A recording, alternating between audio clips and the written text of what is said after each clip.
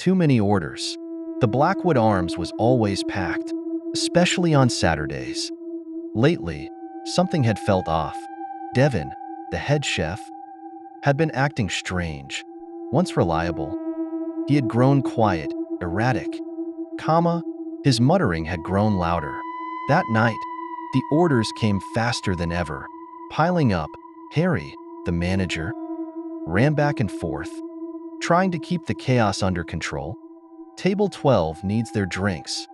Chris called from the bar. Emma, one of the bar staff, rushed by with drinks, while Jake barely dodged customers. The kitchen had been silent for too long. He pushed open the door to find Devon hunched over the counter, his back to him.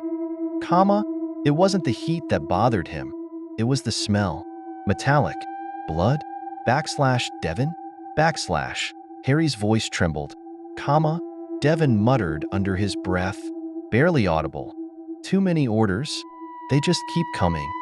Suddenly, Devon stood, his back still turned. The air seemed to thicken with tension.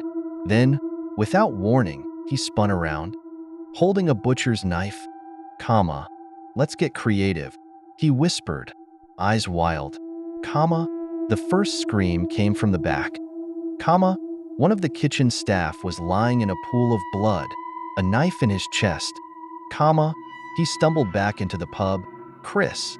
Harry's voice cracked. Before anyone could react, Devon burst through the kitchen door, blood dripping from the cleaver in his hand. The pub fell silent, customers frozen in their seats. Devon's eyes locked onto Sophie, who stood paralyzed. Sophie, run, Emma screamed. But Devon was too fast. He grabbed Sophie, slamming her face into the counter with brutal force. The crack of bone echoed through the pub. She collapsed, lifeless. Harry couldn't move. His legs felt like lead, his mind struggling to process the horror. Devon turned toward Emma next, his grin stretching unnaturally wide, the cleaver glinting in the dim light. One by one, Devon moved through the staff with cold efficiency, like he was completing a twisted menu. Emma was next, her scream cut short as Devon slammed her head into the freezer. Chris tried to escape, but Devon caught him easily, dragging him back into the kitchen. When Rob arrived, late as always, he pushed open the door with his usual carefree, "Sorry I'm late." His voice echoed in the unnerving silence. He stopped dead in his tracks when he saw the bodies. Blood soaked the floor, and the air was thick with the smell of death. "Devon?" Rob whispered, his voice shaking. Devon stood in the kitchen doorway, covered in blood. A grin stretched wide across his face. The butcher's knife hung loosely by his side.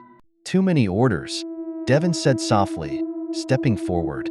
"They never stop coming." Rob backed away, feeling the walls close in around him. Devon took another step, his eyes empty, his smile frozen in place. "I'm still cooking, Rob, and I'm just getting started. If you ever find yourself at a pub and the orders come too fast and the kitchen's gone quiet, you may want to leave before it's your head on the block."